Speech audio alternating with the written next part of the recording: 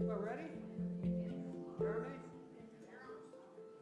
Evening, everybody, and welcome to the American Philosophical Society. I'm Peter Dougherty. I'm editor-at-large of the newly relaunched APS Press, the Society's publishing unit. And I'd like to thank my APS colleagues, especially Jessica Frankenfield and Jeremy Schoenrock, for this evening's arrangements. Tonight's event is a Q&A with the distinguished economist Glenn Loury, author of the recent widely reviewed book, Late Admissions, Confessions of a Black Conservative, published by W.W. Norton. This is what it looks like right here. There's some copies in the back. If anybody would like to buy my annotated version, it'll be another $5. Glenn C. Loury is the Merton P. Stultz Professor of Social Sciences and Economics and Professor of Economics at Brown University. He has taught previously at Boston, Harvard, and Northwestern universities, and the University of Michigan. He holds a BA in mathematics from Northwestern and a PhD in economics from MIT. He has been elected a Fellow of the American Academy of Arts and Sciences and of the Econometric Society, a Distinguished Fellow of the American Economic Association, and last but not least, a member of the American Philosophical Society. As a prominent social critic and public intellectual, writing mainly on the themes of racial inequality and social policy, Professor Lowry has published over 200 essays and reviews in journals of public affairs in the U.S. and abroad. He is host of the popular and wide-ranging podcast, The Glenn Show, which has some 50,000 members, Glenn? Followers? 50, how many? Subscribers. Subscribers, okay, good. That's good, yeah.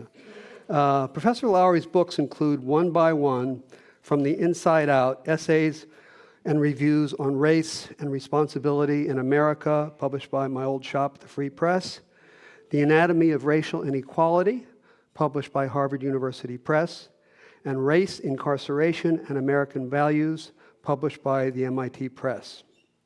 While I was economics editor at Princeton University Press, I had the pleasure of working with Professor Lowry when he wrote a commentary in Robert M. Solow's 1998 book, Work and Welfare, and the foreword to the paperback edition of William Bowen and Derek Bach's 1999 book on affirmative action, The Shape of the River. This evening's Q&A will focus on Professor Lowry's book, which his publisher describes in part as follows. Lowry grew up on the south side of Chicago, earned a PhD in MIT's economics program, and became the first black tenured professor of economics at Harvard at the age of 33. He has been, at turns, a young father, a drug addict, an adulterer, a psychiatric patient, a born-again Christian, a lapsed born-again Christian, a Black Reaganite who has swung from the right to the left and back again. In Late Admissions, Lowry examines what it means to chart a sense of self over the course of a tempestuous but well-considered life. His colleague, economist Rajiv Sethi, in the most perceptive of the many comments I could find on this book, captures its essence thusly. This book is a revelation in more ways than one. It reveals secrets, often unflattering ones, to persuade the skeptical reader that more flattering claims are credible. It reveals the beautiful cultural richness of a segregated community in Chicago that is often stereotyped and maligned. It reveals a remarkable path from community college to the highest reaches of academia by a 19-year-old father of two. And it reveals the striking originality and curiosity that has defined an undulating career with lurches in ideological positioning, but a consistency of thought and an absolute commitment to rigor. Most of all, this deeply American story is revealing of America. Ladies and gentlemen, please welcome Professor Glenn Loury. Thank you. I have more questions for Glenn than I could conceivably ask in an hour, but for our purposes this evening, the plan is for me to ask questions until about 6:40, and after which Glenn will take questions from the audience. Before we get started on the body of the questions, I have an incidental question, but an extremely serious one. Are you really a Celtics fan? I'm a Celtics fan, man. Go Celtics. It's the best team in the NBA. I mean, Yeah, but Wilt was better than Russell. I'm, You're in Philly. Wilt was better than Russell. I'm in Philly. I'm not going to fight it. Okay. In the beginning of your book, you describe with literary grace your childhood in the Park Manor neighborhood of the south side of Chicago. There we meet your family and friends, encounter schools and churches, workplaces and pool halls, while following the childhood of a gifted boy and young man. Yours is a loving portrait of an incredibly rich neighborhood culture, no doubt one of hundreds like it in big cities all over this country, including here in Philadelphia. These neighborhoods are now collectively and ominously lumped together as the inner city. I'd like to ask you, what has happened to that neighborhood in the past half century, and what the outlook for it and other communities like it is in the decades to come? Well, the sociologists have addressed themselves to these questions. I think of Bill Wilson. Many things have happened. The economy has happened. The selective outmigration of more resourceful people has happened. Opportunities have opened, and that has caused some communities to be left behind. I think they're not one thing, these communities, and even in the period that I am describing, there was a great deal of variegation in behavior and social status and outlook and aspiration. I think we're seeing playing out in communities like that the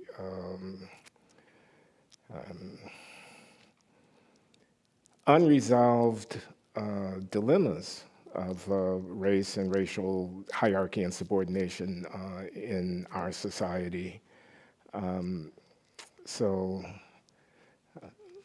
that's my first go back? cut at an answer. No. You don't go back. Yeah. Well, Peter, everybody is dead. Yeah.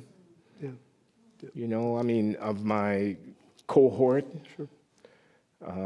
My forebears, cousins have scattered. They live in Texas and in Atlanta and in California and so on. There's not a lot to bring me back. I just got a call from the organizing committee for my high school's 60th reunion, which will be in May of 2025. I graduated in 1965. Yeah. They want me to come back, and I'm going to think about it. Good. Yeah, that's good. You know. Yeah. Do you see hopeful signs on the horizon with respect to cities and the inner city in particular? It's easy to despair. I mean, if you look at the statistics, you look at the violence, you look at quote-unquote social pathology, it's easy to despair. So, I mean, there are signs. I mean, there are people, dogged, determined, committed, faithful people.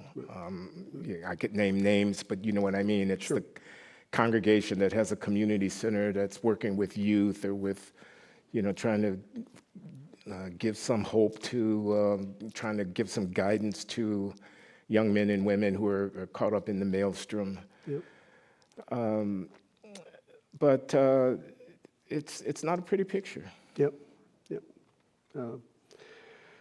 It seems that this all came about as a result of a number of forces: white flight, deindustrialization, urban renewal, racism in its various forms.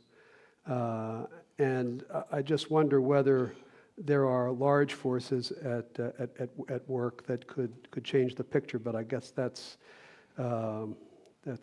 asking for speculation, and that's probably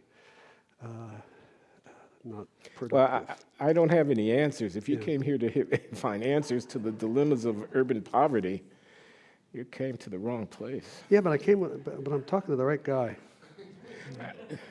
Okay. In the second part of your book, we see you coming into your own as a scholar.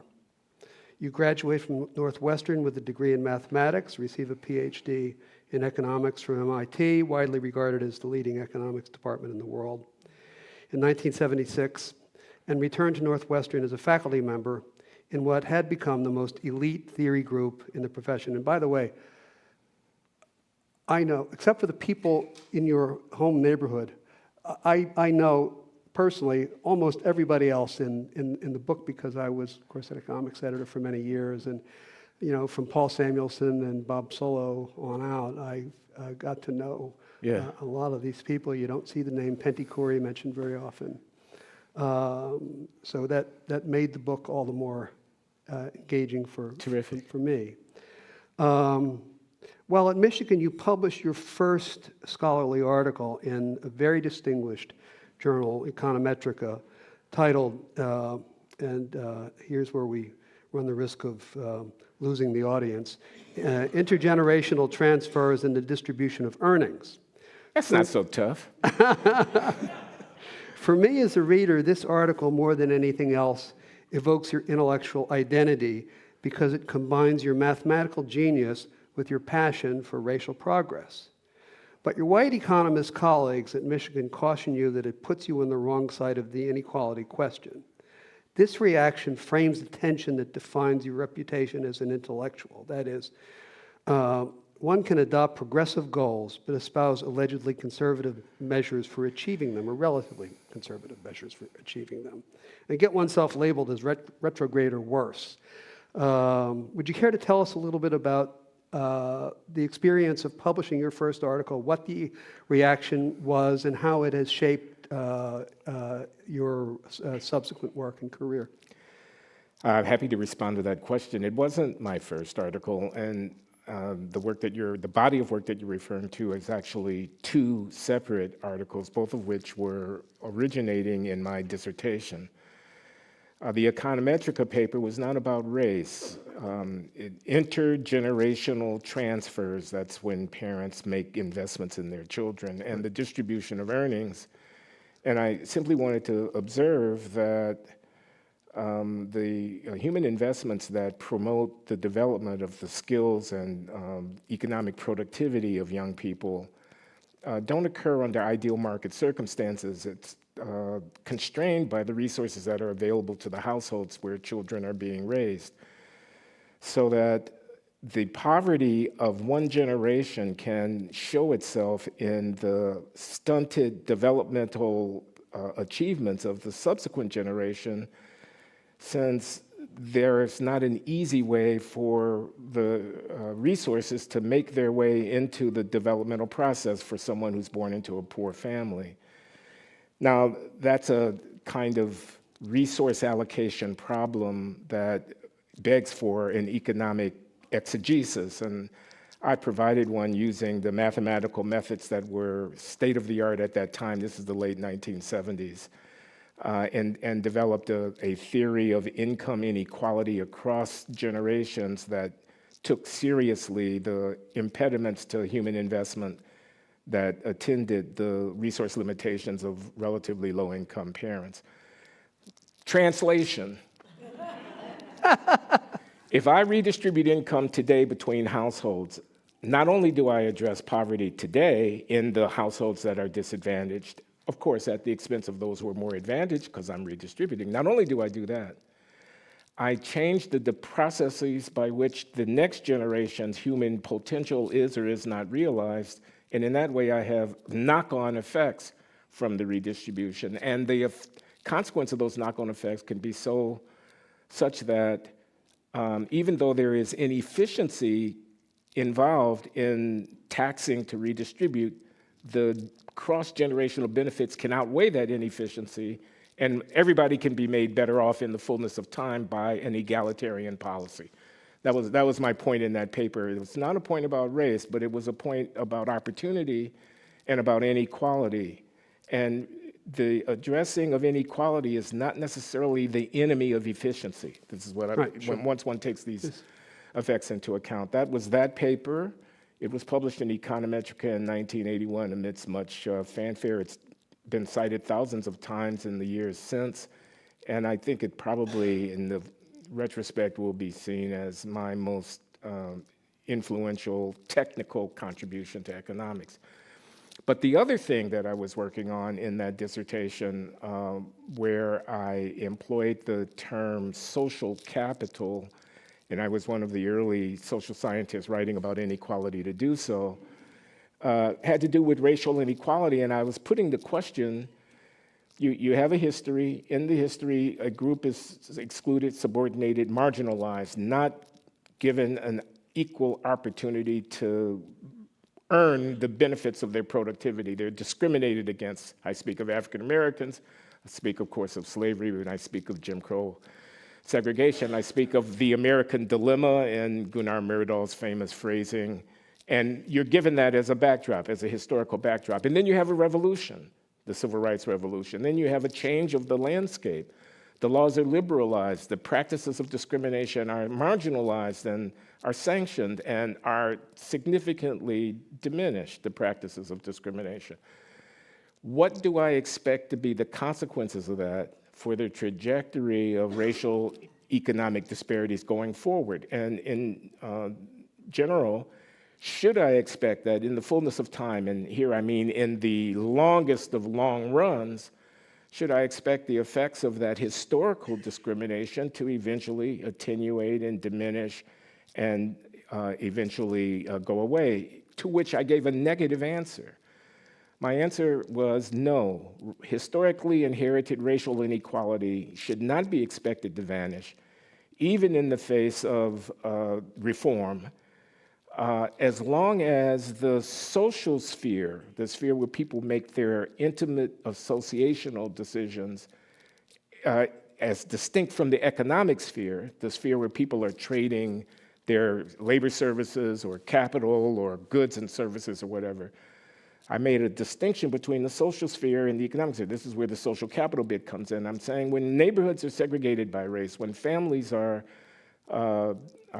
divided by the selective choices of intimate association that are driven in part by race, there will be resources that are not fungible, that are not available to be bought and sold at a price, which will or will not get made available to future generations within these respective racial populations. And the consequence of this social discrimination can be such that the historic inequalities are persistent, even in the very longest of long runs. That was the racial. That was the paper through which I thought I could realize my objective of both showing myself to be a technically proficient economic theorist, but also making myself relevant to the larger political conversation about racial inequality and racial justice. Bottom line, again, translation, equal opportunity is not enough. You get the Civil Rights Act of 1964, the Voting Rights Act of 1965, the Fair Housing Act, the credit market non-discrimination legislation. You get the equal employment committees in the various states. You get the Equal Opportunity Commission and the Employment Opportunity Commission in the federal government. And these are all good things, but they are in and of themselves insufficient if the goal is, even asymptotically, even in the very longest of long runs, to bring about a condition in which the consequences of the historical violation of the principle of non-discrimination would be eradicated. So you need more than simply equal opportunity. And that was the point that I was trying to make. Yeah. Mm-hmm. Sorry it took me so long to say that. No, I'm glad. Third question. In the summer of 1984, your MIT mentor, Phyllis Wallace, arranges an invitation for you to a meeting of eminent Black leaders, including Coretta Scott King, at the Urban Institute in Washington, to present the thesis of your draft article, A New American Dilemma. In it, you declare the civil rights movement to be over and shift the responsibility for racial progress onto the Black community itself, calling for Blacks to address social pathologies you see holding them back. As you conclude your remarks, you see that Mrs. King has begun to cry. Can you tell us about this incident, how you responded, and how you think about it today? Well, yes, my mentor when I was a student at MIT, Phyllis Ann Wallace, a wonderful woman, a PhD from Yale in economics, an African-American woman who was a professor at the Sloan School at MIT, and befriended me, was worried because she saw a draft of an essay that I had written. This was not a technical essay. It was not a piece of economics. It was social commentary, punditry. The essay was entitled A New American Dilemma. And the theme of the essay was, yes, the old classic American dilemma of democracy versus racial hierarchy. Yes, that the shadow of that still was with us. But there was a new dilemma, and that dilemma had to do with failures within African American society to organize and conduct and comport ourselves in a manner that was consistent with realizing the potential of the new legal order that had come about in the preceding 15, 20 years. I was writing in the early 1980s. I was saying in my mind as I composed the essay to myself, civil rights are great, but we've got them. No, perfectly? No, of course not. Perhaps never will they be perfectly so, but in historical perspective, the transformation is really radical, and I thought the empirical evidence of non-discrimination as the norm was emerging in those years to great effect. But what about our families? What about the violence? What about the norms around education? What about conduct and behavior within our community? These are things that we could control, I was saying, to African Americans, but I'm saying it also to the country. I was publishing the essay, and some months later it would appear in the New Republic, which was owned by Martin Peretz at that time, and was an organ that to some degree was cutting across the grain of conventional liberal orthodoxy on racial questions, edgy, and I was a part of this edginess. And I was happy to be a part of the edginess because I thought, yes, I'm a technical economist, but I'm also an intellectual. I'm a thoughtful person. I'm a citizen both of the country and of, quote, my people, that is African America. And it's a hard truth. It's not an easy truth. I don't take pleasure in saying it, but I think it's necessary to say this was my attitude. Phyllis saw this draft. She slaps her forehead. She says, oh, my God, Glenn, you're publishing this in the New Republic. Wait a minute, let's talk. And she arranged for me to have an audience with a civil rights coalition of leaders of organizations like the NAACP and the Urban League and the Congressional Black Caucus and the Joint Center for Political and Economic Study. These are all institutions of African American political leadership. And I came to the meeting and I made my remarks extemporaneous. The draft had already circulated for 15 or 20 minutes. I said to them what I have just said to you. And sitting on my left was Coretta Scott King, the widow of Martin Luther King Jr. The year is 1984. She's at the Southern Christian Leadership Conference. She's an eminent figure in American political culture, and she was weeping. And I, in the book, describe this scene and talk about how I felt. And I'm, to a certain degree, ashamed to tell you how I felt because I was one arrogant SOB in 1984. I mean, I was quite sure I knew what I was talking. I was pretty sure that I was right about what I was talking about, and I was mildly annoyed, I confess.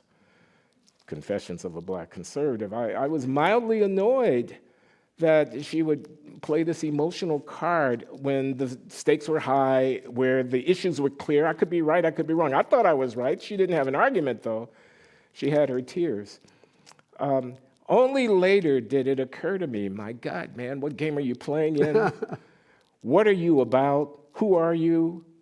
This is the impact that you had on this woman. No, her mouth is not a prayer book. No, she's not some profound social commentator or intellectual. But what you had to say struck her as in such a way that it induced that reaction. Maybe you need to think carefully about what you're saying, not just whether or not it's in some abstract sense correct, but whether or not it jives with the political moment. Ronald Reagan, by the way, was about to win, within months, a massive landslide victory over Walter Mondale in his re-election campaign of 1984. Maybe I needed to think the thing through a little bit better, but such thoughts did not occur to me at the time. Right.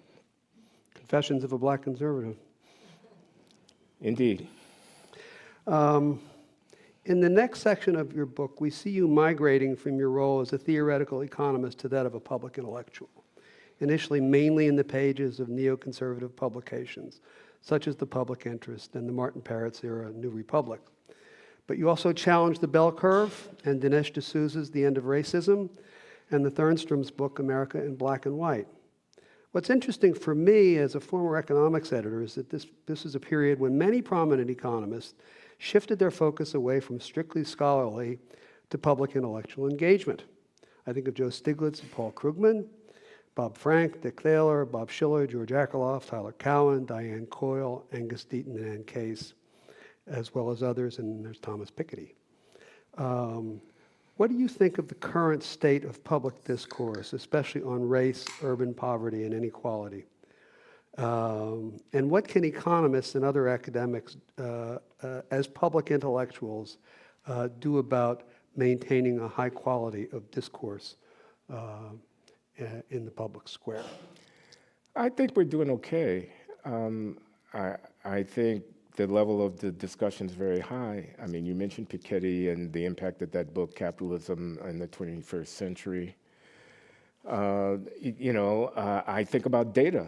I think about big data, the Raj Chettys of the world and the stuff that they do, the Roland Fryers of the world and the stuff that they do. These applied economists are technically proficient statistical analysts, but they are also very interested in education. They're interested in inequality. They're interested in family, social dynamics and stuff. I think of Jim Heckman. Let me not leave him out. And they're addressing themselves to policy debates in very effective ways. They weigh in, and what they have to say matters. And I'm quite heartened by the turn in the profession toward a kind of pragmatic policy and problem-solving focus. And again, I emphasize with empirical grounding, experimental as well as observational data analyses that are shedding light on questions of inequality. So I'm bullish on the profession in that regard. That's great. That's good. Certainly got it on the sociologist. Oh, I'm sorry, Bob. No offense intended. But you mentioned another of my authors, was a sociologist who was a close collaborator of yours, Bruce Western. Yeah, Bruce and incarceration. I haven't seen Bruce in a while. But yeah, he's a good sociologist, and there are many good sociologists. Okay. Now, my fifth question is from a different, I'm going to quote from a different source, not from your book, but from another source. Okay. They call my people the white lower middle class these days. It is an ugly, ice-cold phrase, the result, I suppose, of the missionary zeal of those sociologists who still think you can place human beings on charts. It most certainly does not sound like a description of people on the edge of open, sustained, and possibly violent revolt. And yet that is the case. All over New York City tonight, in places like Inwood, South Brooklyn, Corona, East Flatbush, and Bay Ridge, men are standing around saloons talking darkly about their grievances, and even more darkly about possible remedies. Their grievances are real and deep. Their remedies could blow the city apart. While these words could have been written in 2016 or even 2024, they were penned in 1969 by the journalist Pete Hamill in New York Magazine. Do you think the condition of the white working class has been effectively addressed by public intellectuals and by government elites? Yeah. And has it has certainly found a powerful outlet in national politics. Well, I'm invited by that question to question the compartmentalization of our public discourses about inequality into a class versus a racial divide. And I would opt for the great bulk of the emphasis to be on class and not on race. And in saying this, I'm not trying to negate racial claims. Right.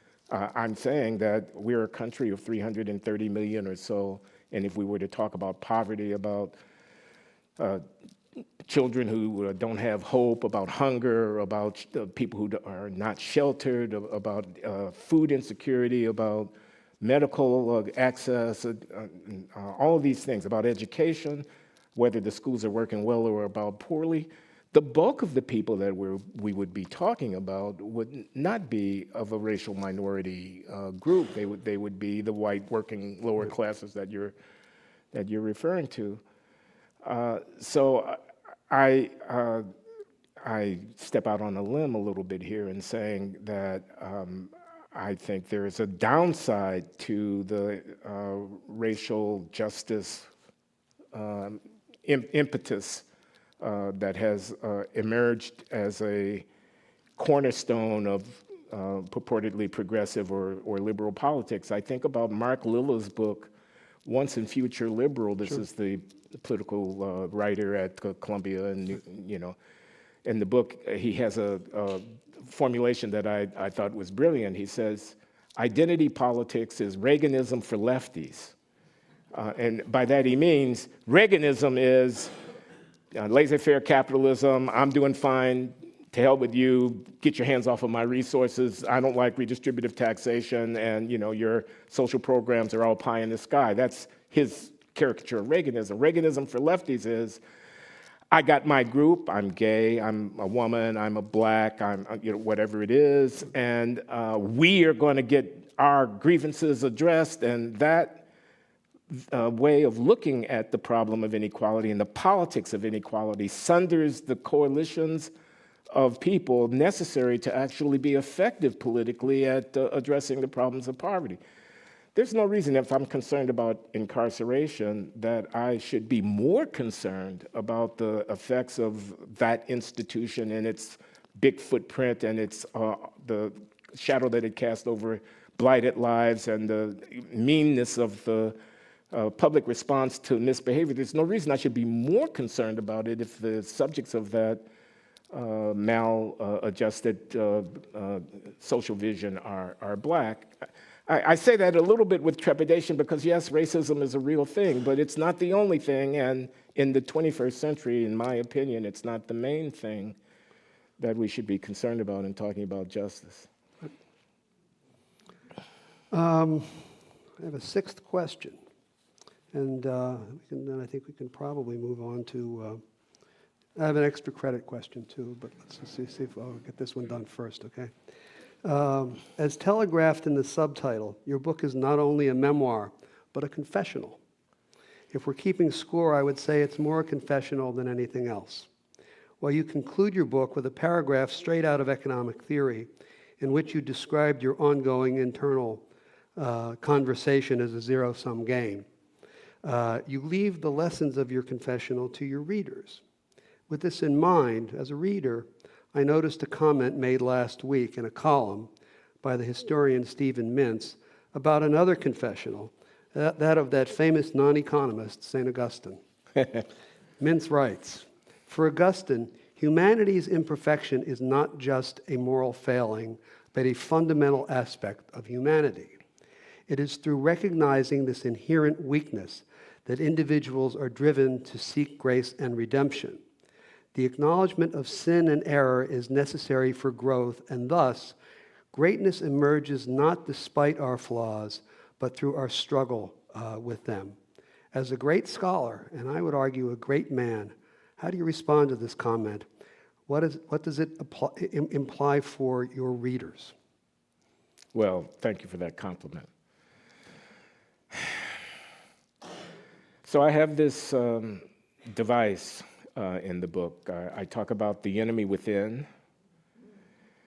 I talk about crossing the line. I talk about the cover story and the real story. And in the first instance, as I was writing this book and deciding to go forward with publishing it, notwithstanding the objections to some dear friends who in draft said, don't do this. You're going to ruin your reputation and your legacy by coming so vividly and disturbingly clean with us about your life, about your, not just peccadillos, about your craven debasement of your own humanity, about your drug addiction, about your sexual addiction, about your betrayals, about your abandonments of people who needed you, and so on. And you tell us all of this, and what do you expect us to think, says a dear friend of mine. And my response to that was, he says, this is someone I've known for a half century. He says, I'm not sure I like the guy I met in that book. And my response was, I don't know that I like him either, but thank God I'm not that guy. I am not that guy. Right. Frankly, coming to terms with that guy is one of the reasons why I wrote the book. Coming clean with myself. I'm the audience for the distinction between the cover story and the reviews. I realized in recapitulating events in my life and discovering that whereas I had been telling myself for decades that my motives here were a lot prettier than they actually turned out to be, when I sit down and I think the whole thing through and I realize who I actually was and what I was about in that moment, I realized that I had never even truly understood myself in that regard.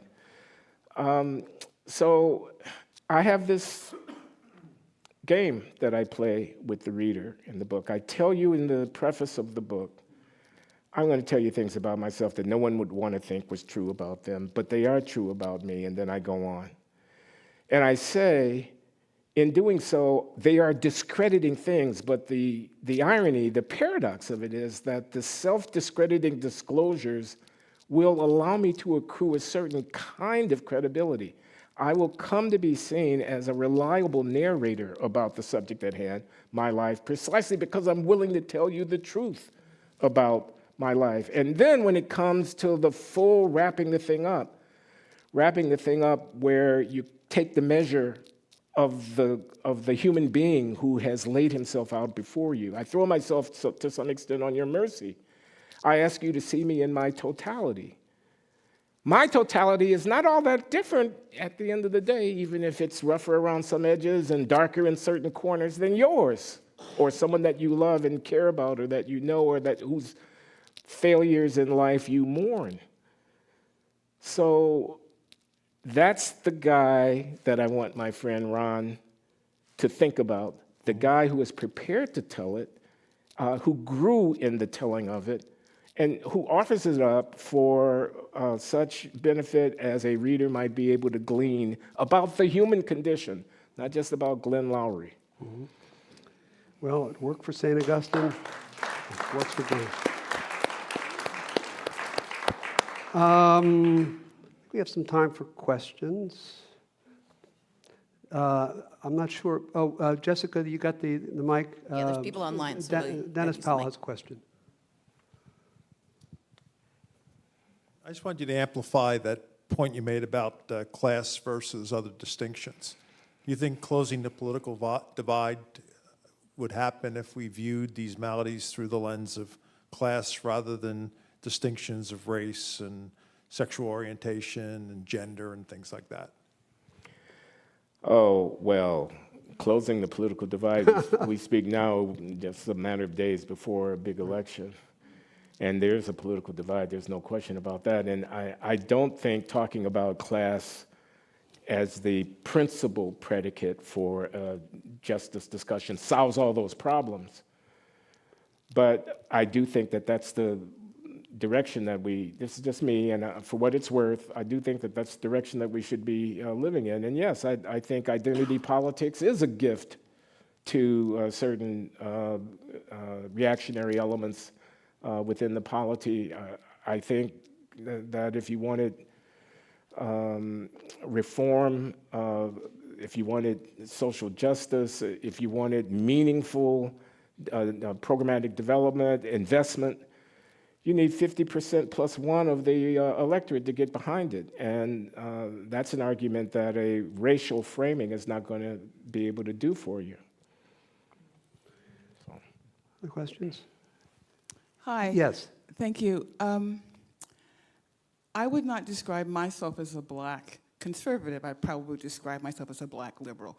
But I have a feeling that you and I would agree about 99% of the things that there are in the world to agree or disagree about. So I don't think there's some huge, unbreachable divide between people who are more conservative and black or more liberal and black. But there's one aspect of your recent affiliations that I'd love you to share some thoughts about, because I'm very puzzled by this. So you're here in Philadelphia, and the University of Pennsylvania Law School is up the street. And there's a professor at our law school, I'm on the faculty there as well, called Amy Wax. And she often appears on your podcast with you. And she has said some of the most demeaning and outrageous things about people of all different backgrounds and colors. And I'm wondering, what is it about her that you find, I suppose, interesting, compelling, important, that has led her to be invited to your podcast so many times? I'm just very curious. Thank you. Okay.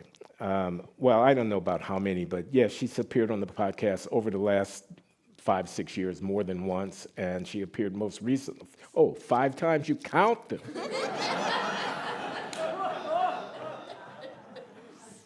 And most recently, in the wake of her sanction by the authorities at the University of Pennsylvania for conduct unbecoming of a member of their faculty, as they phrase it. Now, I think you would have to acknowledge that when she has appeared and has given voice to some of her controversial opinions, I've pushed back. I haven't agreed with her. I haven't endorsed her views. I've argued with her. But it's a free speech point for me. She gets to have noxious opinions. And the best response to her noxious opinions are arguments, not cancellation or condemnation for having those opinions. They are refutations of those arguments. So I thought and think that she's been railroaded at the University of Pennsylvania for basically having views that people regard to be unpopular. I think we could go into the particulars and the details. She's a racial realist. That is to say, she thinks that there are deep differences on average between racial population groups relevant to accounting for disparities in the achievements of the members of these racial groups. I take issue with her on that. But she's not the only person who thinks that. Thinking those erroneous and disturbing thoughts should not be a crime. So I've, as it were, I call her my friend Amy Wax, and it's a bit of an ironic framework because I don't know her very well at all. We're not actually friends. But I know that that's going to drive a listener, perhaps you, crazy to hear her befriended by this African American, given the noxious views that she holds. And in a way, and perhaps there's a certain amount of irony in it, that's what I intend. I intend to push her into your face to a certain degree on behalf of the principle that she gets to be wrong. She gets to, it's a university. It should be an open discourse here. We can't preclude people from participation in it because we disagree with them. That's my response to you. Very briefly. Very briefly. So just for your benefit and the benefit of others in the room who may have similar concerns, it wasn't for her beliefs that she was sanctioned by the university. Because indeed, many Penn professors have had noxious beliefs over the years, and I've been the vice provost for faculty at Penn, and I can tell you lots and lots of people say horrible things. It's for her conduct. She has actually hurt people and violated university rules, not just vague concepts and principles of academic freedom and intellectual inquiry. We can talk later, but I just wanted to make sure it's not about the beliefs, it's about the conduct. And I understand as an outsider, you're not privy to the conduct. Okay, she disputes that, but okay. Thank you. It's great to hear from you and for this great conversation. I guess I would just ask, though, you said this was a matter of free speech, but does that mean she deserves to be on your show 5 times? Does that mean of all the voices that you say she kind of represents, that she gets the legitimacy of being in your company like that. And I guess that goes to the heart of the question I actually had for you, which is this question about identity politics. And I'm making an inference, and I apologize if I'm wrong, but the inference I'm making is that identity politics is a kind of an imminence within those communities from which it springs, rather than sometimes it being imposed by those reactionary forces you just mentioned. Amy Wax feels like one of those reactionary forces you mentioned. And I feel like free speech as a principle is something that is vindicated when the right needs to be vindicated. But it doesn't mean that someone, just because of her status or her presence on an Ivy League faculty, grants her more freedom in a way, which it sounds like what she's getting. So I don't know if there's a question in there. But this is the Nazis marching in Skokie and the ACLU saying they get to march. This is the burning of the flag during wartime, and somebody saying they get to burn it. She's creating an atmosphere where it's impossible for African-American law students to succeed. I don't think it's the same thing. I think that can be argued. And don't make me defend Amy Wax here. I'm not responsible for Amy Wax 5 times over however many years, whatever. But I would appreciate it if you would attend to the actual conversations that I've had with her, not the caricature of her that this demonic thing. What were the contents of those conversations? So Question here? I want to go back to the. Oh, but I am in Philadelphia. I just figured it out. Sorry. Penn is probably a stone's throw from here in one direction or another. I just figured it out. I should have come prepared. So I want to follow up on the question that first brought up Amy Wax, but not ask you about Amy Wax. The questioner described herself as a liberal that would probably maybe agree with you on 99% of the issues. You've described yourself as a conservative. So how do you define that term, conservative, and what makes you one? Okay, it's a bit idiosyncratic. I mean, I have 3 things in mind. I'm a neoliberal economist. Again, this is a label, but I think the market works. I think open trade. I think property rights. I think profit is not a bad thing. I think corporations are in the main a nexus of contracts through which we organize production by coordinating the supply of various kinds of resources. They're not evil incarnate. I think economic growth is a product of ingenuity and of the accumulation of capital and so forth like that, but it's also a product of the institutions that allow people to associate with one another in a liberal order in ways that are not extractive and exploitative, but are inclusive and so on. So anyway, I'm a free market economist. I've read my Hayek. I don't think Milton Friedman is the evil incarnate. I think Capitalism and Freedom actually was a prescient and profound collection of essays published in the early 1960s that has stood the test of time and so on. So my wife is here, LaJuan. She and I argue all the time about capitalism versus socialism.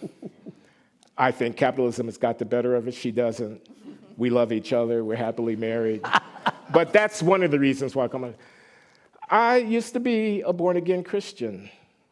And I describe in the book my faith journey to a certain extent. And I can no longer profess belief in the divinity of Jesus Christ. But I have tremendous respect for the traditions that have emerged out of that set of beliefs, and for the people who labor to try to find meaning in this otherwise meaningless existence that we all are inhabiting. So somewhat of a cultural conservative, someone who's not at the head of the line to affirm the latest postmodern avant-garde discarding of our inherited traditions and so forth. I tend to be a somewhat culturally conservative person. And on the questions of race and racial inequality, I've already tipped my hand here. I think nobody is coming to save us. This is my message to my fellow African-American intellectuals and activists. I think the reliance upon this argument that something that happened in the 19th century is the touchstone for resolving unresolved dilemmas in the 21st century is a mistake. I'm a Booker T. Washington as opposed to a W.E.B. Du Bois leaning type, although that's somewhat anachronistic. If I had been alive in 1905, I would have been a W.E.B. Du Bois leaning type. But the year is 2024, and I think the spirit of the self-help, internally directed action to promote the development of our people, realizing that we are African Americans, the richest and most powerful population in large numbers of African-descended people on the planet, and that this country is the place where fate has brought us, and this is where we need to make our home, and we need to make it, not waiting for someone else to do it for us. This is my outlook, and that makes me a conservative in the context of that conversation. So for all those reasons, I was willing to allow this label to be put on this book. So, Glenn, Sociology Speaks at last year. There he is, Bob. Yeah. So I always thought of myself as a knee-jerk liberal, but you just convinced me that I'm also a conservative. But actually, I have a question, and that is, in light of what your description of your initial that paper in Econometrica, what do you make of reparations? I think it's a bad idea for the country and for African Americans, and I don't say that with any pleasure, but because I know how much investment people have in this collection of reparative initiatives that you could call reparations. It's a bad idea for the country because I think mobilizing resources in the trillions, and if we were serious, that's what it would add up to. You've got scores of millions of African Americans. If you want to make us whole relative to a 40-acre and a mule type standard, we're trillions of dollars down the line with that.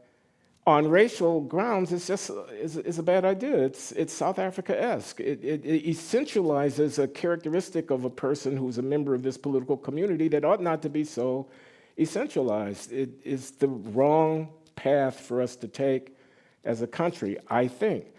I don't think African Americans, this is just my opinion, I know it's not going to be universally shared, need to cut a side deal with the country, make us whole. I think our politics should be, in the spirit of Mark Lilla, whom I quoted earlier, a universalizing politics in which we make arguments about what a decent society should do for its members, full stop. So I think reparations cuts in the wrong direction on that. And finally, I think, you call it a debt and then you say, pay me, and then you get paid. That's a discharge of a certain kind of social obligation, which you can't take back once you've discharged it. And that, I think, is a mistake. I think the commitments here, we have had a history. The history is complex. It's not pretty in every respect. It has had consequences. We need to deal with that. Should be an open-ended commitment. Because I don't have a crystal ball, but my strong inclination is to think that you make those payments. You think that ghetto poverty is going to go away? You think the homicide rate amongst African-American young men is going to suddenly register in with the overall population? You think the educational deficits that we see are going to be resolved? You think the family structure issues that are a plague on the stability and the ability to reproduce across the generations a viable social life are going to be resolved? No, they are not going to be resolved. Those problems are still going to be with us. And yet we will have discharged the obligation. We will have commodified something that is not rightly thought of as a commodity. So in that case, what would work? You need a basically then a means test program of some sort that would cut across race, that would be irrespective of race, like Social Security is.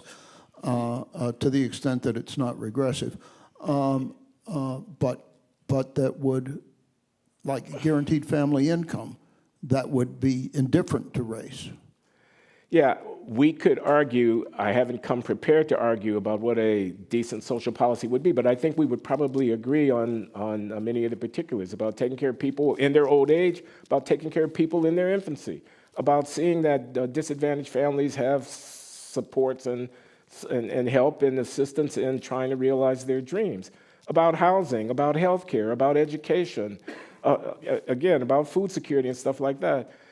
The welfare state, which we see in the Northern European countries more robust than we see it in our own society, that kind of vision, and I know that that doesn't sound very conservative, does it? Oh, I'm a complicated guy.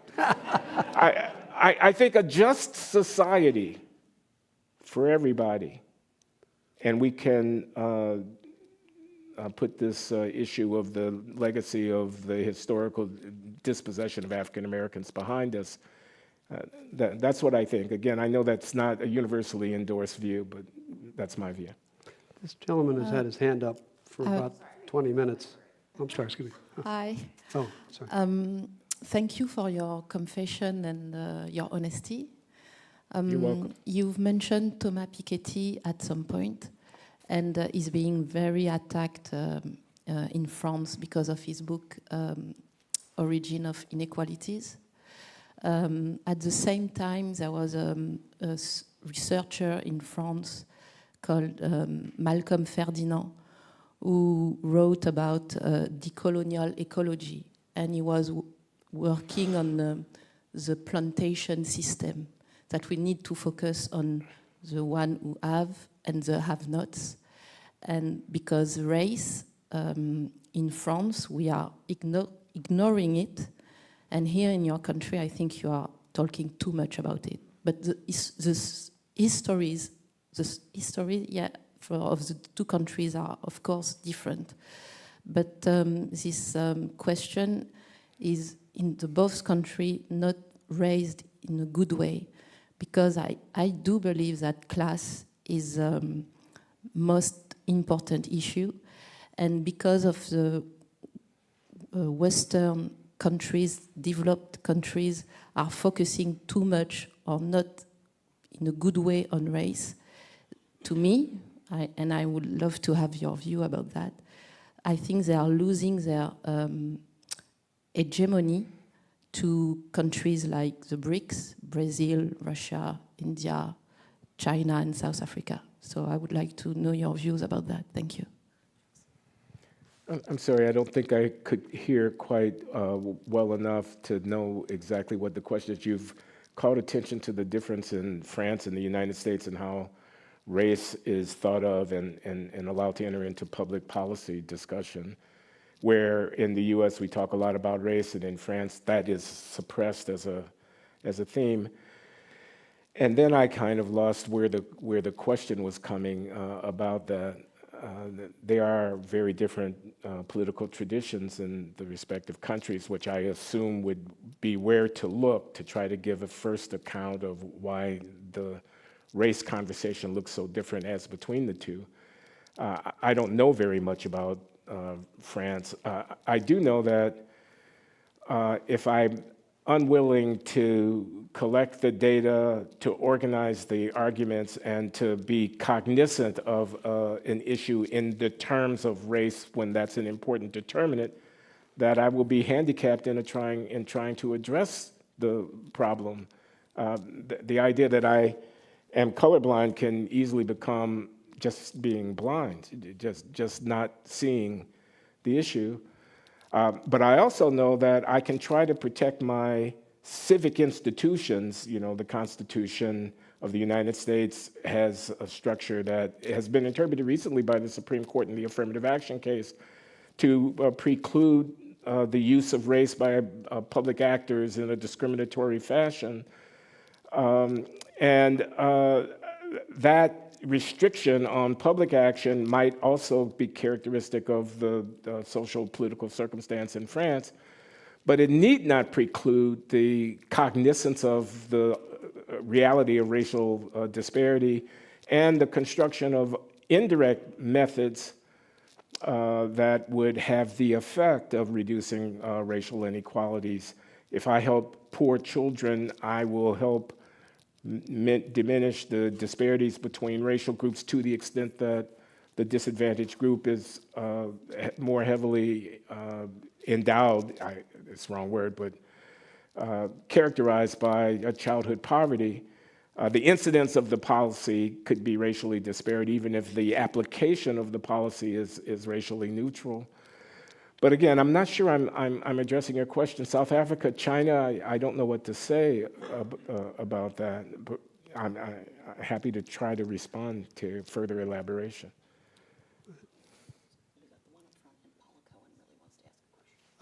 Okay, this gentleman has had his hand up for the last half hour. I'm sorry if I Maybe ask a couldn't quick address your follow-up. question more fully. Thank you.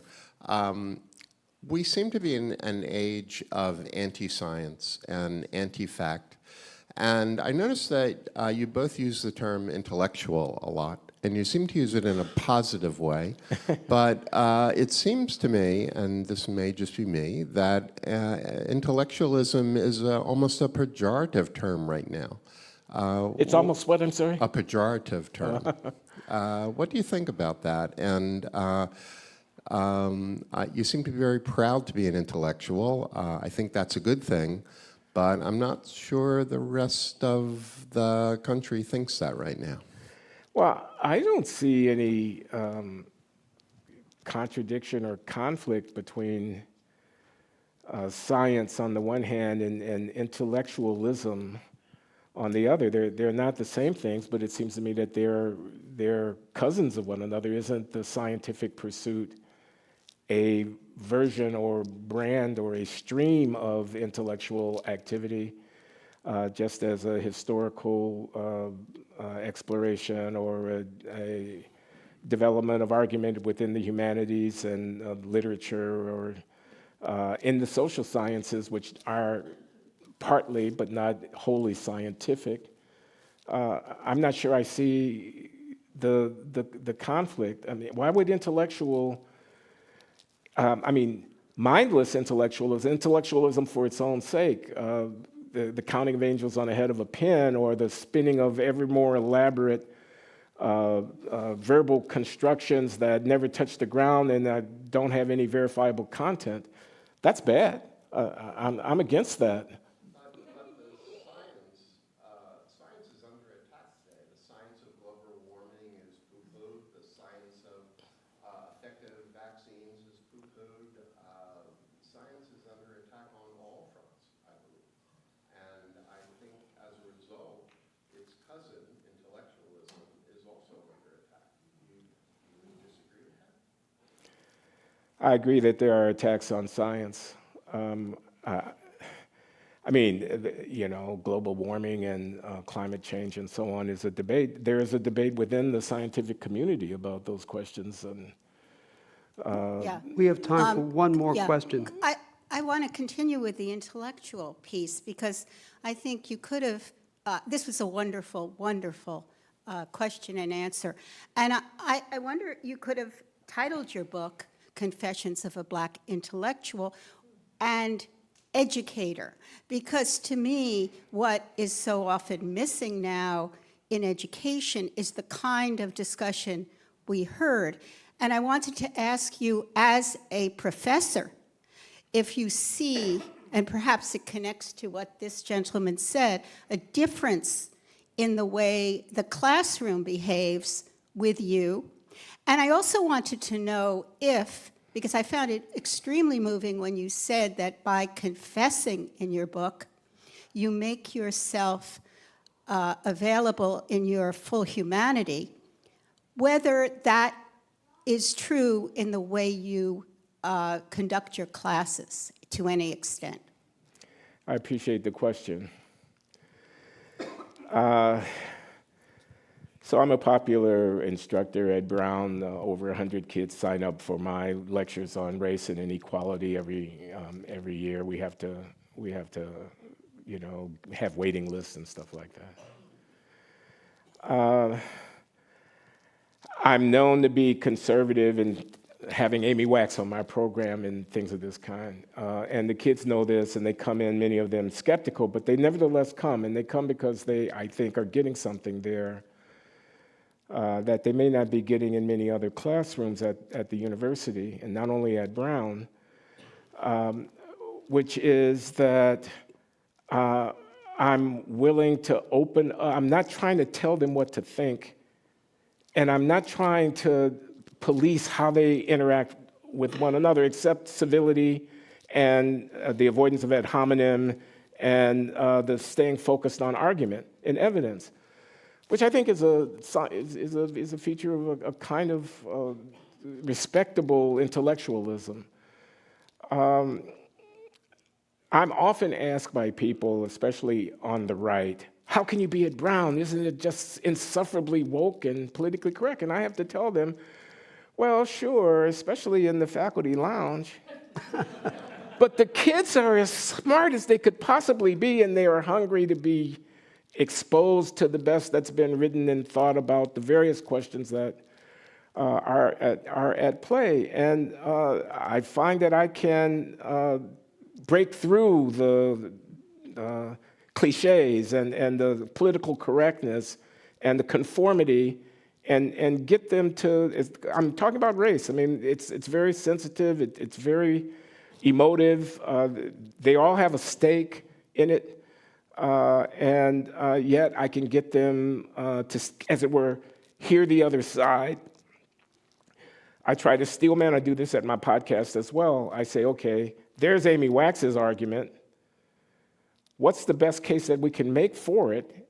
And then I try to exhibit that. And likewise, I try to say, there's Ta-Nehisi Coates' argument, or someone, not about Gaza, Ta-Nehisi Coates' argument about race and inequality in America. What can we make of it? I'm doing my best to model a kind of intellectualism, a kind of responsible engagement with ideas that I think the young adults are responsive to. So. You just answered my extra credit question. Thank you very much. Okay. Thank you.